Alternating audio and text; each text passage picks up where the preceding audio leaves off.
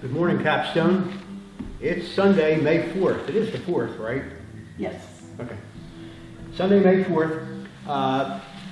Last week we embarked upon a kind of new thing, as far as I know, here at Capstone, and that is for Sunday school. We're doing an actual character study. Has that ever been done before? Maybe it's been done before. I don't know. But character studies are cool in that you really get to see the life of an individual from the Bible, all their faults and successes, failures, God's faithfulness through it all. And so we've chosen, Kevin and I, to embark upon a study on the life of Moses. And Kevin started out last week, and pretty much he did what I had hoped he was going to do, and that is he kind of gave a history to where we are when we open Exodus chapter 1, 2, and read about the birth of Moses. And Kevin was pretty much involved last week with the history leading up to this. God's choosing of Abraham, Isaac, Jacob, all the way up to Joseph. And then, you know, we find in the book of Genesis that the story of Joseph is just, it's amazing. We could do a character study on Joseph. As a matter of fact, we're kind of doing that on Friday evenings with the young people. And so looking at what happened with Joseph and how God raised this man up to save the world pretty much, because God gave dreams to Joseph about what would happen in the future, the horrible famine, and the fact that God orchestrated that this Hebrew, mistreated by his brothers, would go to Egypt, tell their father Joseph's been murdered or killed by an animal or whatever, and for 22 years Jacob in the land of Canaan thinks that his favorite son Joseph is dead. And the sons were keeping this lie. Can you imagine? Can you imagine what was going on? The turmoil in that family. Most of the sons knew.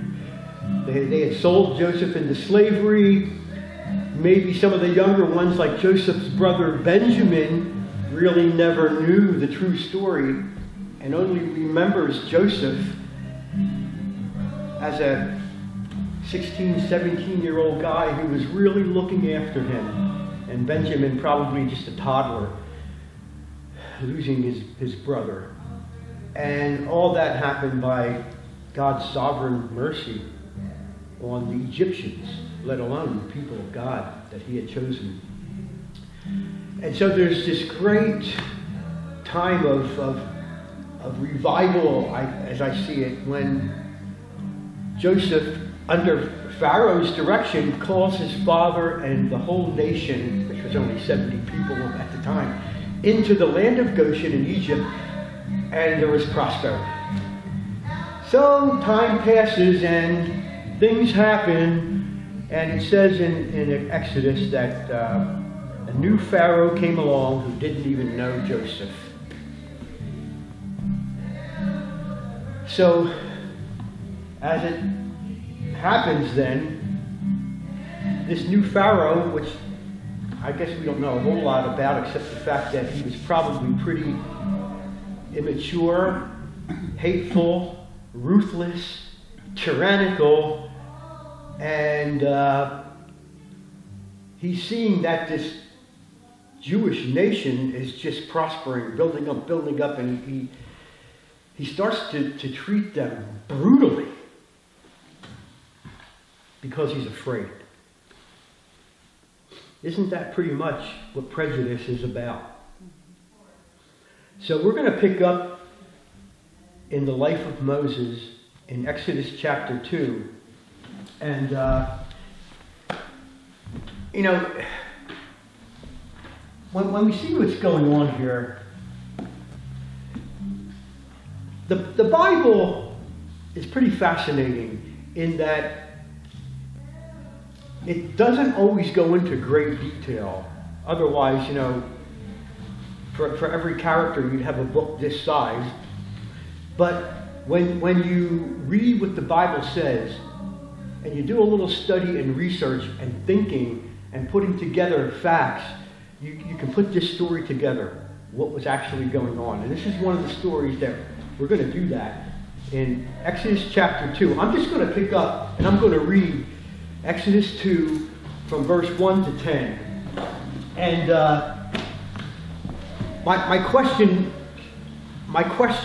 to start this off is, as we read through this, what, if anything, does this reveal about Moses' parents?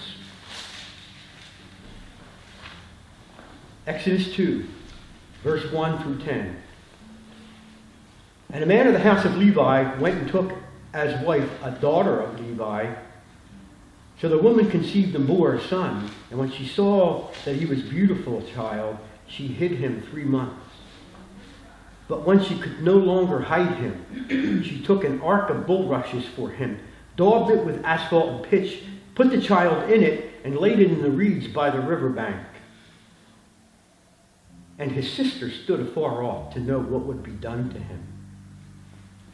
Then the daughter of Pharaoh came down to the bathe at the river, and her maidens walked along the riverside. And when she saw the ark among the reeds, she sent her maid to get it. And when she opened it, she saw the child, and behold, the baby wept. So she had compassion on him and said, "This is one of the Hebrews' children." Then his sister said to Pharaoh's daughter, "Shall I go and call a nurse for you from the Hebrew woman, that she may nurse the child for you?" And Pharaoh's daughter said to her, "Go." So the maiden went and called the child's mother. Then Pharaoh's daughter said to her, "Take this child away and nurse him for me, and I will give you your wages." So the woman took the child and nursed him. And the child grew. And she brought him to Pharaoh's daughter, and he became her son. So she called his name Moses, saying, "Because I drew him out of the water." This passage we just read covers a period, probably, I'm going to just guess, of about 5 years, maybe a little less. But I asked the question in the beginning, and first off, why would I even ask the question? And that is this: what does the passage reveal about Moses' parents?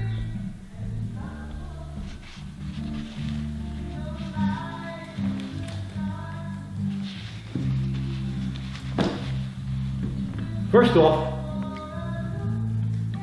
can you explain to me the culture that this baby was born into? Slavery. Slavery.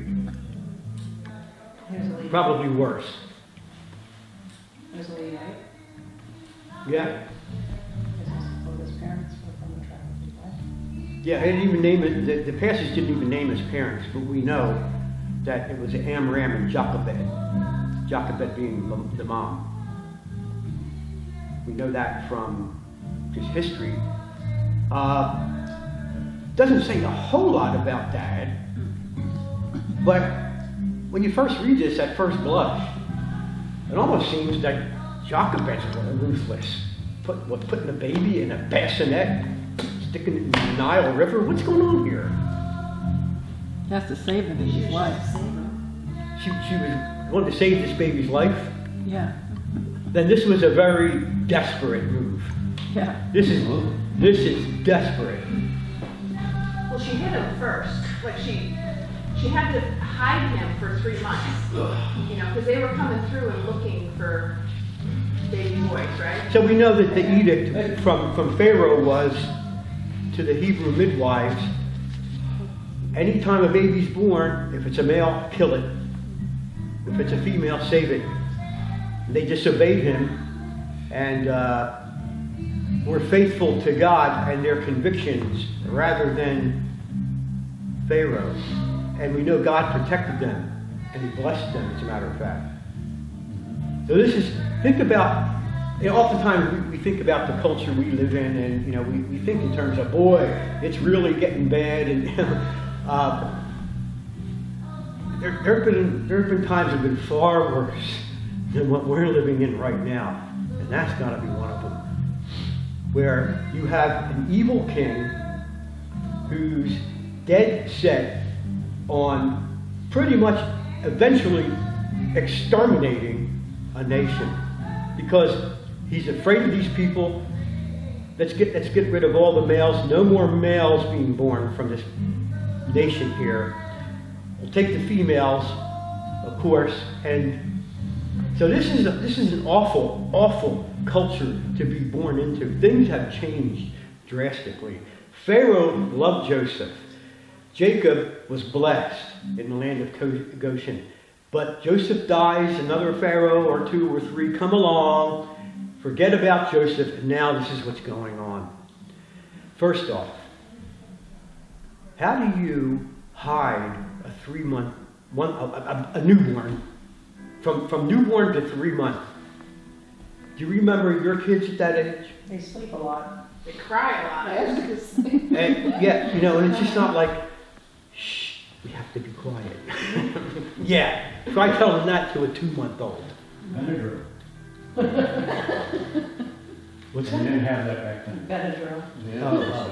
Yeah, that's what we brought up for our kids. We medicate Or them. whiskey, yes, that sounds right. You know, there's one thing right before that too.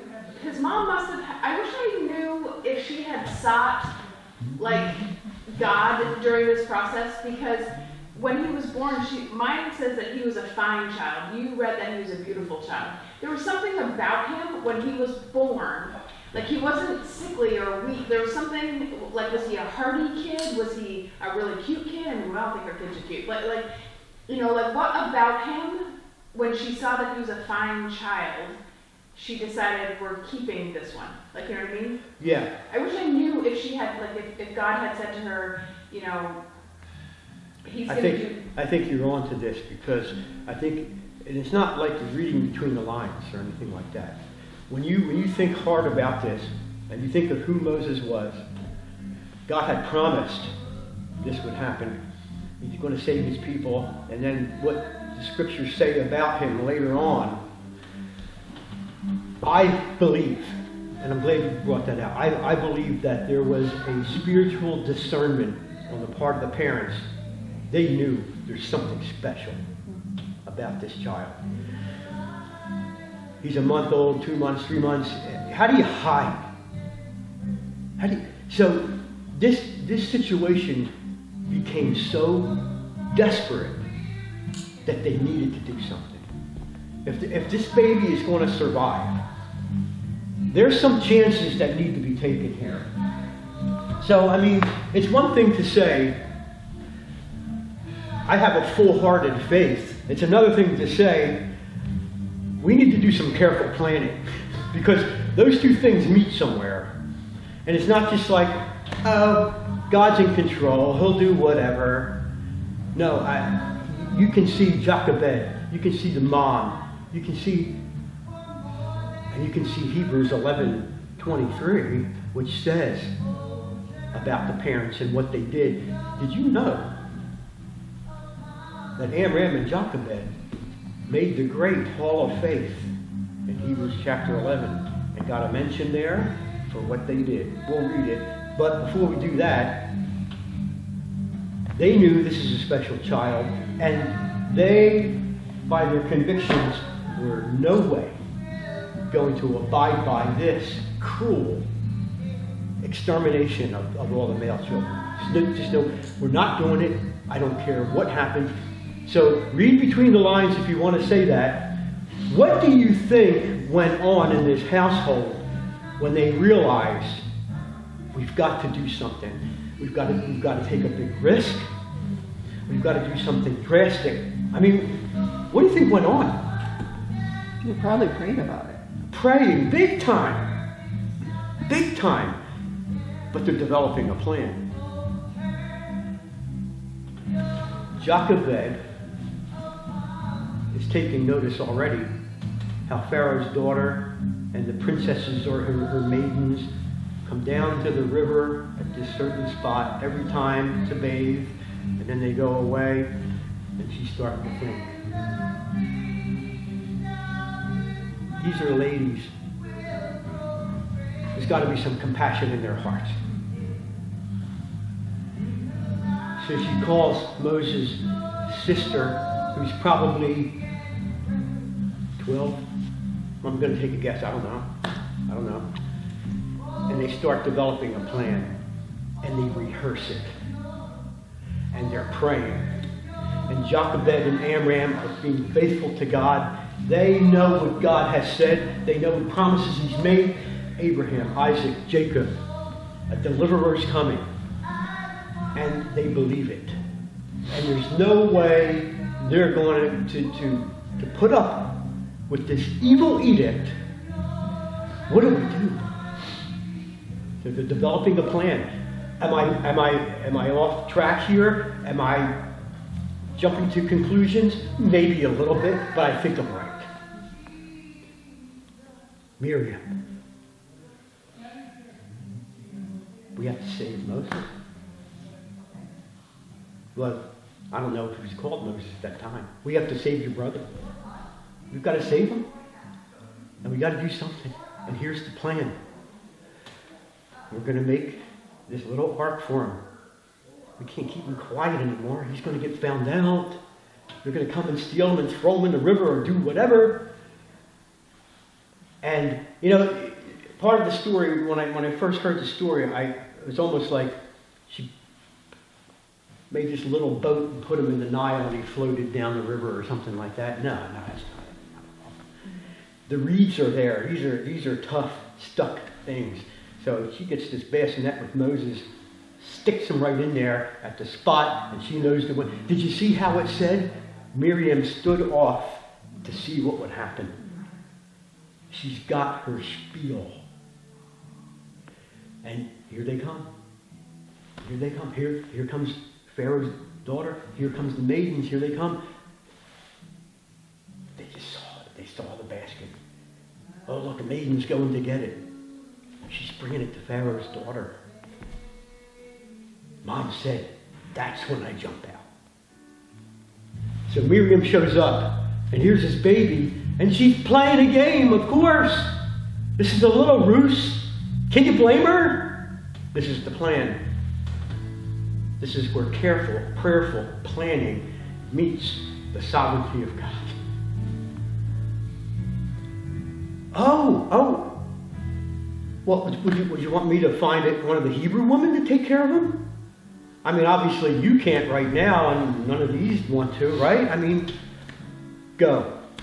So she goes and gets his mom, and she gets paid to take care of a baby that otherwise would have been murdered.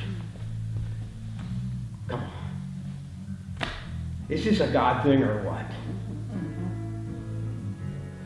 So I'm going to pick up at Hebrews 11 and read for you what it actually said about Amram and Jochebed. This is Hebrews 11. These are all the people of faith.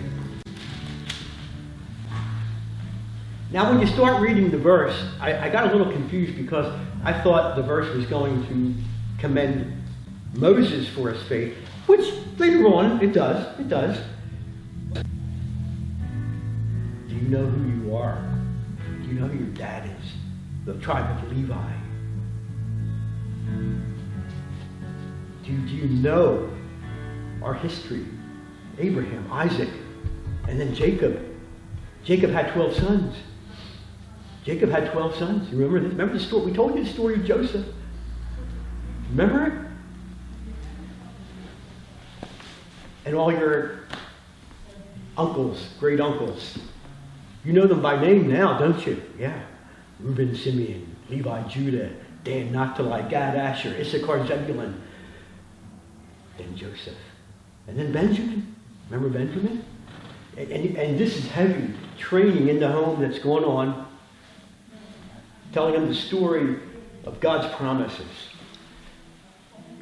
and how Joseph was actually a prime minister in Egypt. Things have changed.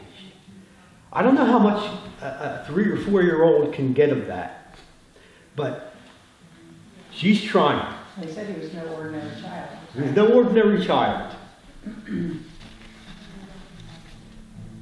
So Moses is learning who he is. And then the day comes. Tell me what's going through the mind of Jochebed, the mom, when in a week I'm turning them over.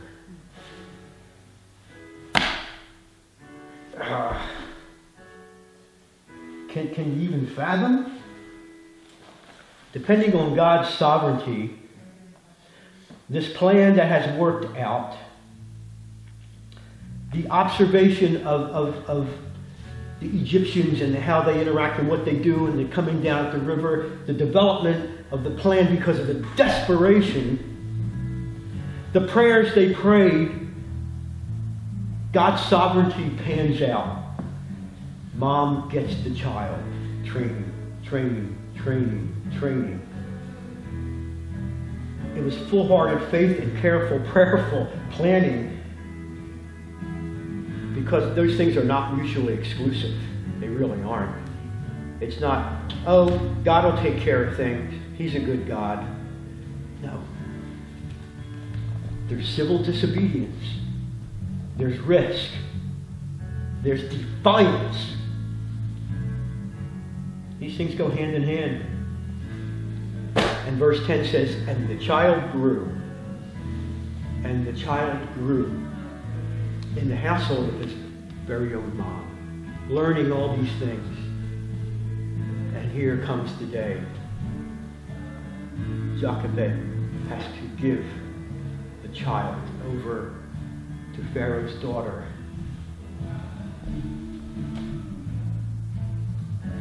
Now what? Now what? I'm sure they continue to be praying for him, and well, that's Well, what she formed that bond with him, so I'm sure that bond remained, even though he was with somebody else.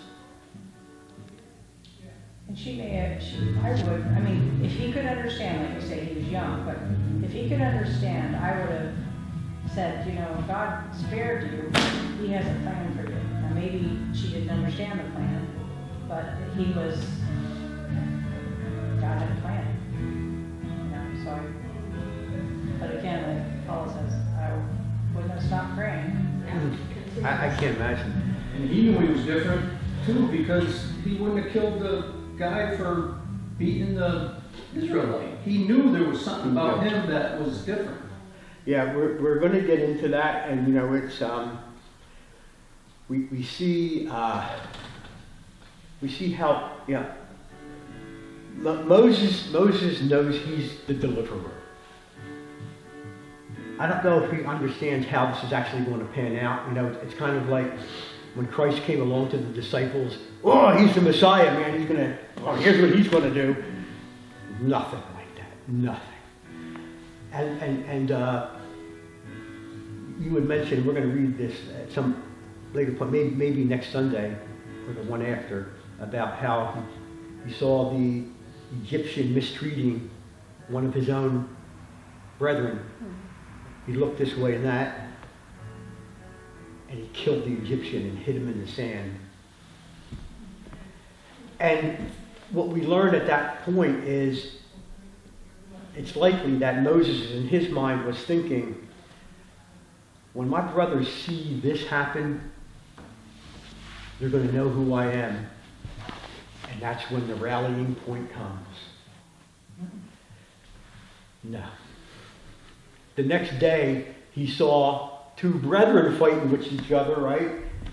And he said, why, look, why are you two guys, your brothers, you're fighting? And the one said to him, what, are you going to kill me like you killed the Egyptian? Moses knew it was found out, and he takes off. Plan aborted. This ain't going to happen. It's like, hey, look, they crucified Jesus. He's dead and gone. Forget about it. Go back to fishing. So Moses takes off, and he's in the wilderness for 40 years. He's already about 40 years old. He's in the wilderness. Does he know at the age of 80 He's going to stand before this Pharaoh, whose house he was brought up in, not the same Pharaoh, but he was brought up in this house to come and judge that house. Does he know that now? No. No. Let my people go. He doesn't have, not to a burning bush. He probably feels like a huge embarrassing failure. I mean, like No deep down on a question. lot of, No- yeah, and no that. question. Yeah. No question.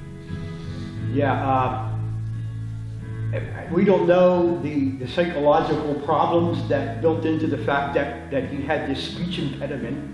You know, he stuttered. He didn't want to go to Pharaoh. He said, my brother Aaron will talk for me, you know. So we're going to see all these things and how there's imperfections along the way. God's plan seems to be thwarted. Time passes, like 40 years. I forget. Was it D.L. Moody said something like, for the first 40 years, Moses thought he was somebody.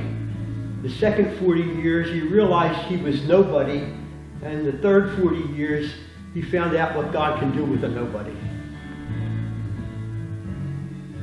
He lived 120. And isn't it funny how you can break it up like that? 40 years in Pharaoh's house. 40 years in the wilderness with the real stinky sheep. And then 40 years with God's sheep, leading them out of the bondage. This is an amazing story. An amazing man, amazing character.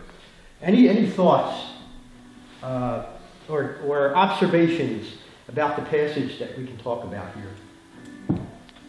Well, one interesting thing right along with what you're saying is the very next verse in Hebrews 24. It says, by faith Moses, when he has grown up, refused to be known as the son of Pharaoh's daughter. He chose to be mistreated along with the people of God rather than to enjoy the fleeting pleasures of sin.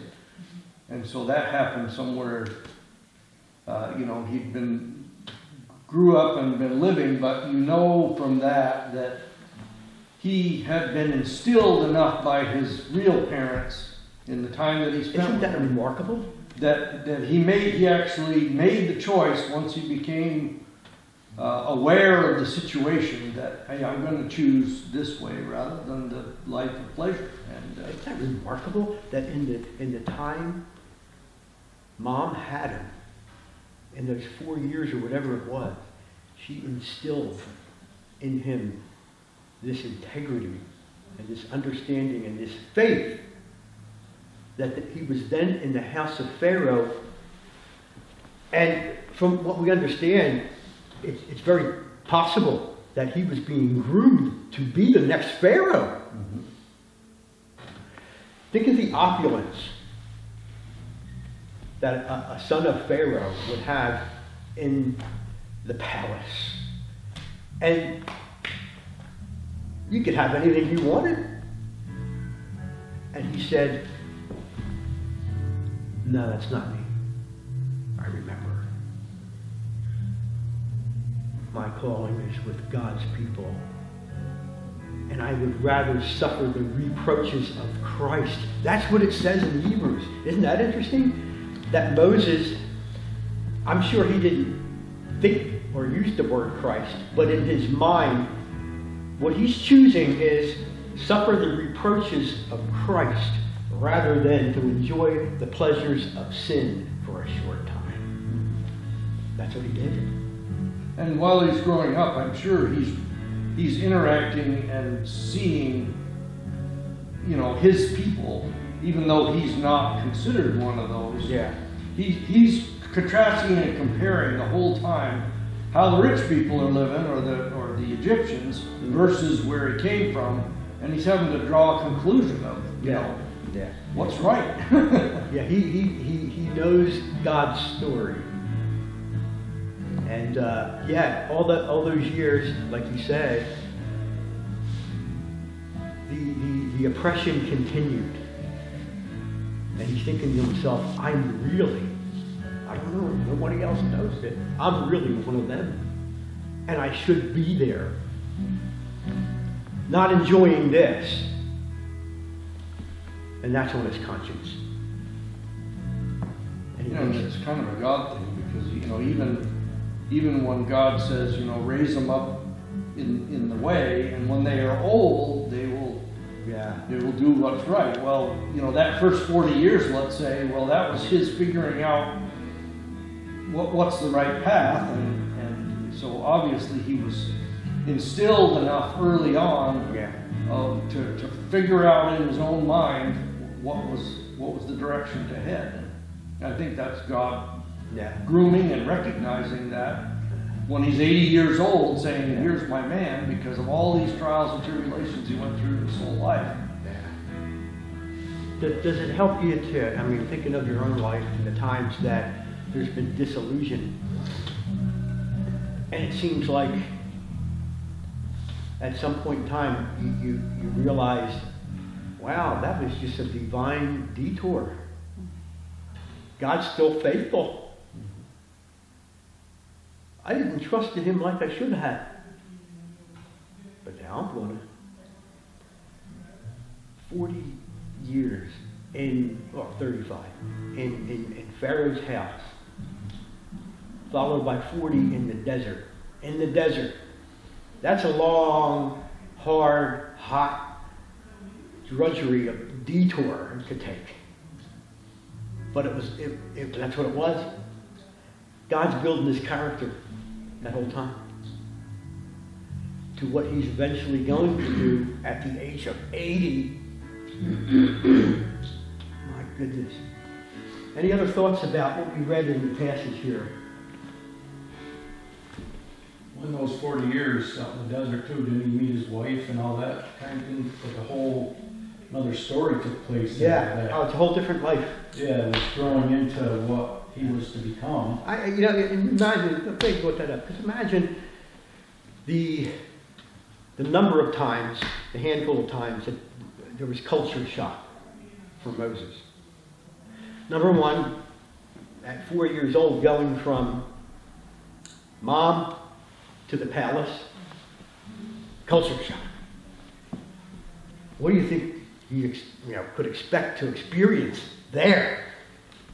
And still she had instilled in him what he knew and believed all that time. And then, because of this killing of the Egyptian and that incident there, fleeing out to the wilderness. So he goes from the palace back to the wilderness.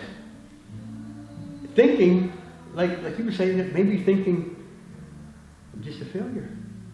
I'm a failure. I know what mom said I'm supposed to do. And so he's got a whole new life out there. He's meeting other people, he's marrying, he's having children, until the day the burning bush. That was a big life change. Any other thoughts? The life of Moses. So now, reading from verse 10 to 11, there's a jump in time again. Probably, basically, it scans over the whole time he was in the house of Pharaoh. It gets right to where he's a man now in this incident of the Egyptian fighting his brother, and the murder, and the hiding, and the running.